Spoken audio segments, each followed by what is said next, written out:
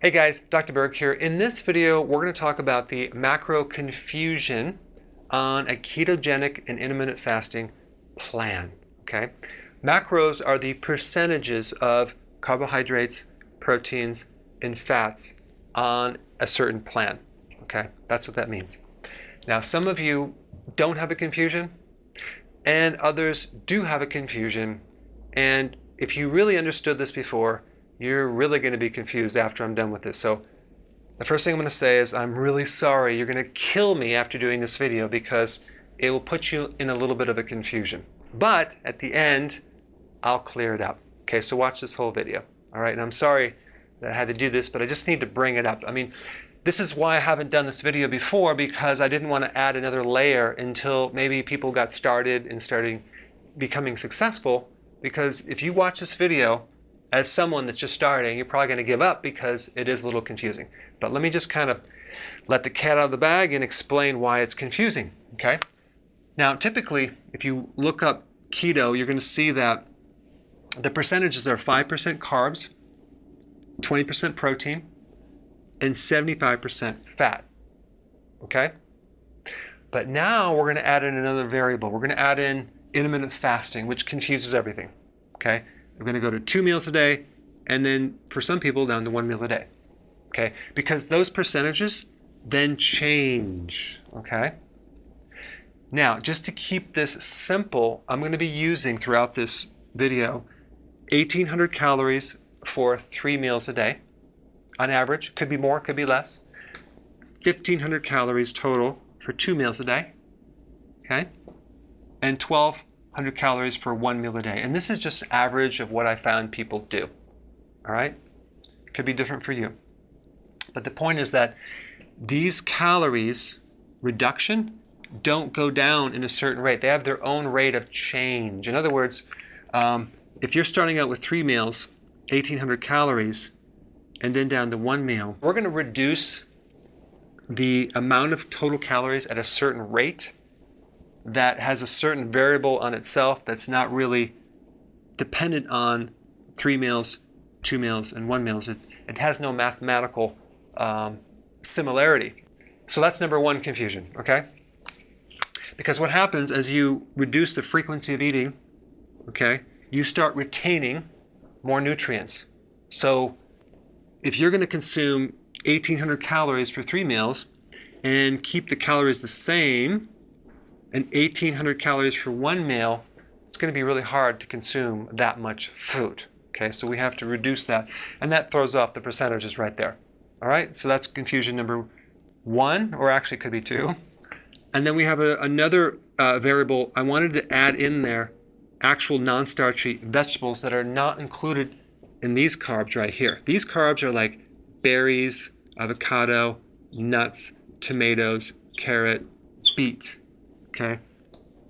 These carbohydrates are non-starchy, like leafy greens, broccoli, kale, these other vegetables. And this comes out to like 5%.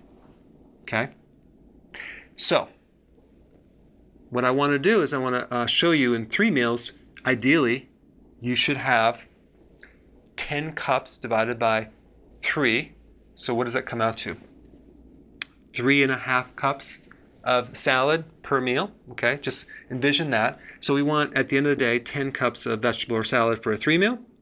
When you go to 2 meal, because your body is more efficient, you're going to go 8 cups of vegetable or salad. So that would be like 4 and 4. 4 cups with each meal. That's not hard to do, right? And then when you get down to 1 meal, the salad or vegetable would be 7 cups of vegetable or salad. And that, again, that's a nice size salad. And again, this is just average. If I'm going to do 1 meal a day, I'll do 10 cups of salad. But I'm just giving you just kind of what I'm going to be building into this pattern to make it doable for the average person. Because as you reduce your frequency of eating, you actually do not need the same amount of nutrients because you go through different metabolic adaptations. So your body actually holds more nutrients. And if you can keep it to 20 grams or less, that would be even better, okay? But if we're going from 3 meals to 2 meals to 1 meal, you can keep this the same, okay? You can keep this the same. So In other words, keep in 20 grams, 20 grams, 20 grams. That's going to alter the percentage of total calories, so that's another confusion people have. But now the thing to focus on is just keep your carbs below 30 grams, okay? 20 would be ideal, but 30 on average. Whether it's 3 meals, 2 meals, or 1 meal, just for the day, okay? You can divide it up any way you want. All right.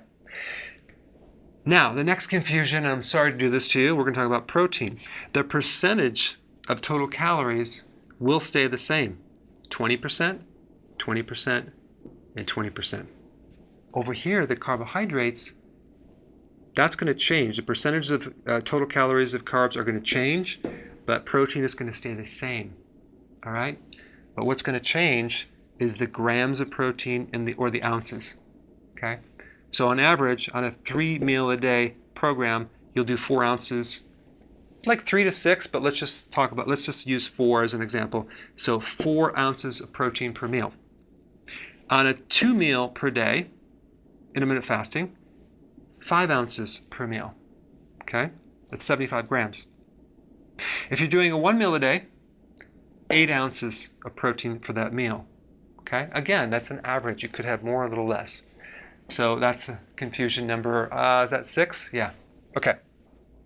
Don't worry, I have more confusion for you. So we have that variable right here, and then we have the fat variable, okay? So this is the wild card because what happens in the beginning when you're doing this program, you're going to need more fat. As you start doing it, you'll need a little less fat because your body is eating your own fat. So you want to basically go based on your hunger and not doing too much so you're not too stuffed, okay? But on average, for a 3 meal program, you would do 140 grams per day. 2 meal would be 113 grams, and for a 1 meal, you do 86 grams of fat. Okay, so that's the confusion, and now here's the solution, okay? I am building a calculator for you. So you can plug in what you ate, and it'll tell you if it's correct or what to focus on. Okay, so you're welcome. I'm going to really work on trying to get that done as soon as possible. Number 2, the meal plans on my site under recipe already have all this stuff built into it. So all you have to do is go there and follow it, and you can visualize the foods that you should use. All right? So I hope that helped you. Maybe not. Now you're totally pissed off at me, but I wanted to kind of bring this up, let the cat out of the bag, and we do have a solution, but it's a little complex. Let's focus on that and not these complexities, but for those people that wanted to know, there you have it. All right, thanks for watching. Hey, before you go, definitely sign up for my free keto course. I put a link down below. It's on Messenger and Facebook, but it will give you all the basics. It's very quick. It's like 3 or 4 videos, and it's free. Check it out.